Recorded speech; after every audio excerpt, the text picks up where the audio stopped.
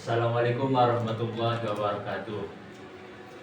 Perkenalkan, nama saya Syafiq Ansar Rufai dengan NIM 23086264.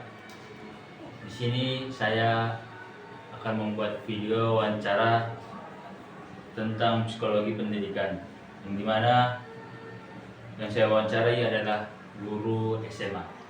Silakan perkenalkan, Pak.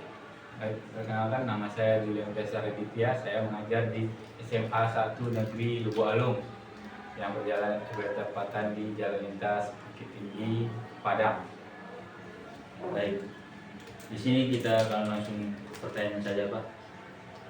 Pertanyaan pertama yaitu bagaimana Bapak membantu siswa memproses informasi secara efektif agar pemahaman mereka meningkat? Baiklah, izinkan saya menjawab.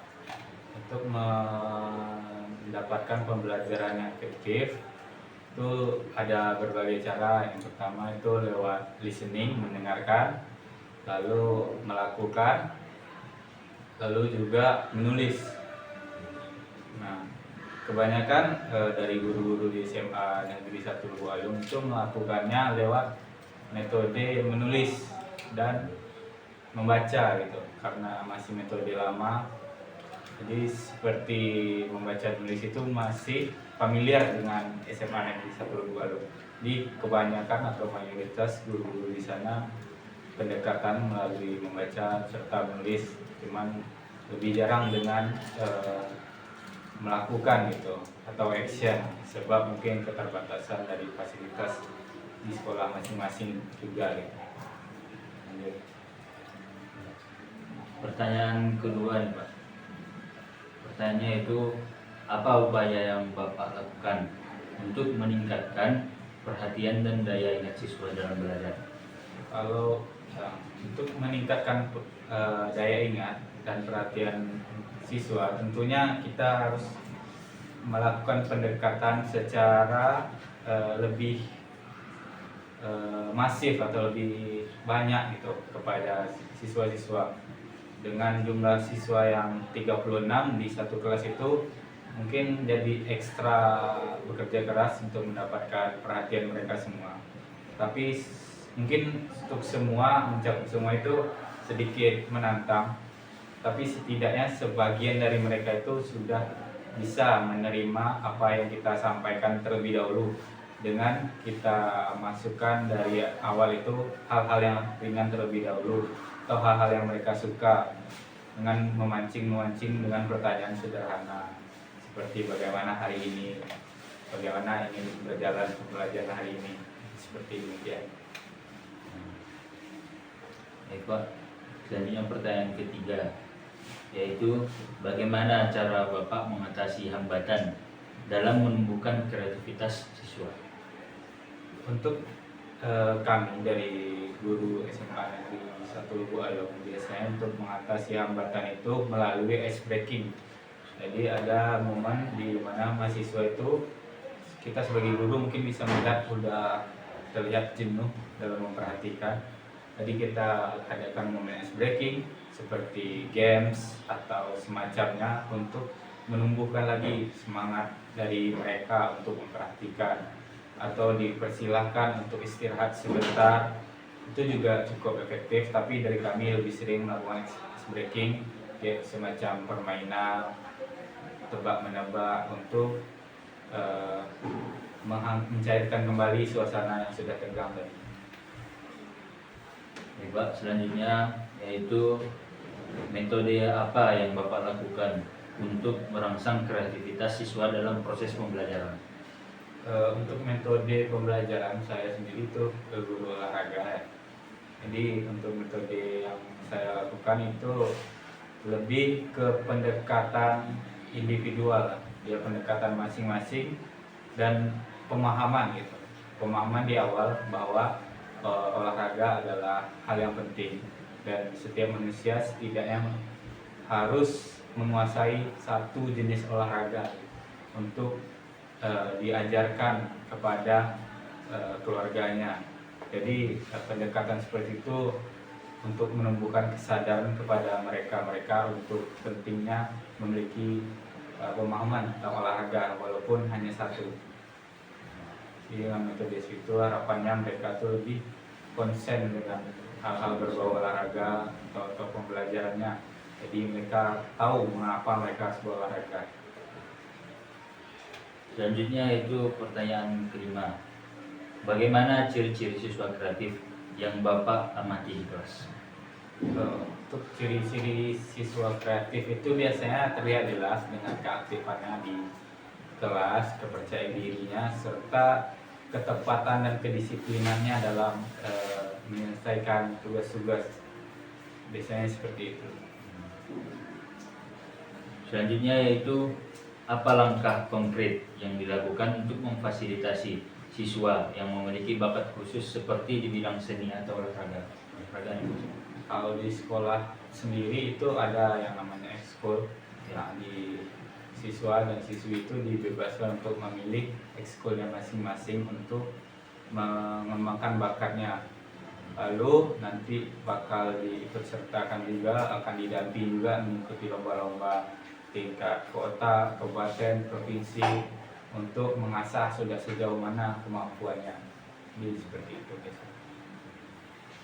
Baik, pertanyaan selanjutnya yaitu apakah minat siswa selalu sejalan dengan bakatnya? Bagaimana Bapak mengatasi perbedaan tersebut? Minat dan bakat siswa tentu sering tidak sama gitu. Kadang dia minatnya di olahraga, cuman dia berbakat di akademik. Dan juga sebaliknya, minat di akademik ternyata bakatnya di olahraga. Cuman kebanyakan siswa itu lebih mengikuti minatnya gitu, daripada bakatnya gitu. Sebenarnya untuk tahu minat dan bakat ini untuk ukuran SMA itu sangat minim untuk saat ini ya di SMA itu sendiri, karena dari siswa dan siswi itu memang masih bingung mereka tuh minat dan bakatnya di mana. Jadi mungkin itu butuh pendekatan lebih lanjut untuk mengerti di mana ini minat dan bakatnya. Cuman untuk sebagian kecilnya itu minat dan bakatnya itu sering kita salurkan lewat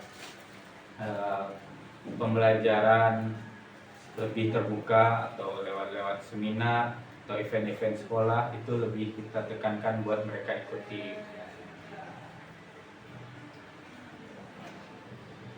Baik, selanjutnya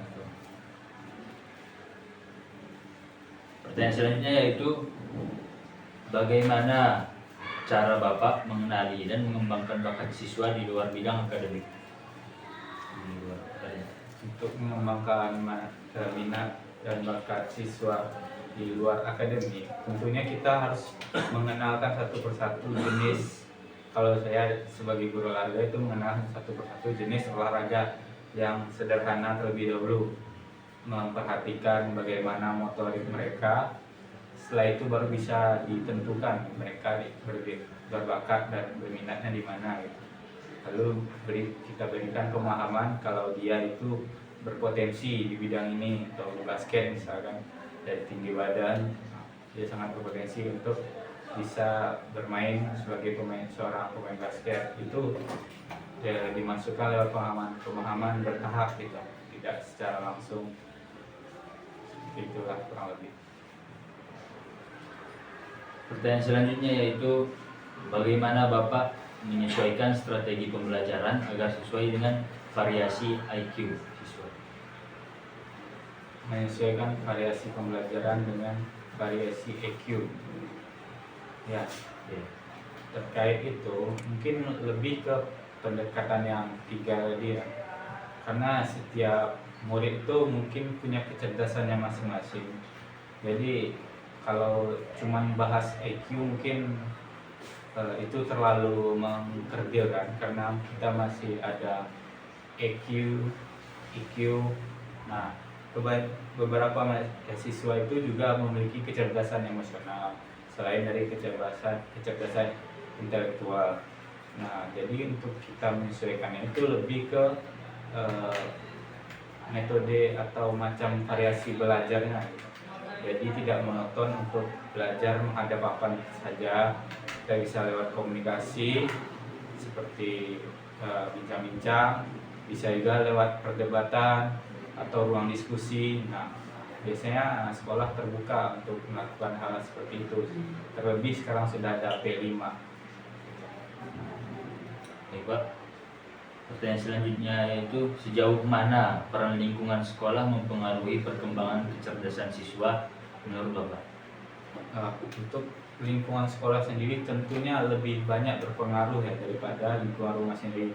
Menimbang di sekolah saat ini kita siswa dan siswi itu hampir menghabiskan seluruh waktunya dari jam 7 sampai jam 4, bahkan yang ikut ekskul itu bisa sampai jam 6 menghabiskan waktunya di sekolah.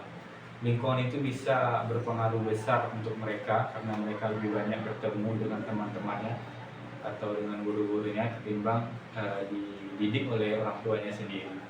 Jadi lingkungan di lingkungan sekolah itu benar-benar harus diperhatikan juga gitu, oleh bukan hanya dari guru saya sendiri maupun dari seluruh orang-orang yang terlibat di persekolahan tersebut harus memperhatikan dari segi lingkungan, bagaimana berpakaian, bagaimana berbicara, bagaimana bersopan santun, beradab dan beretika, itu harus diperhatikan lagi gitu di lingkungan sekolah karena bisa mempengaruhi bagaimana siswa itu bersikap di luar.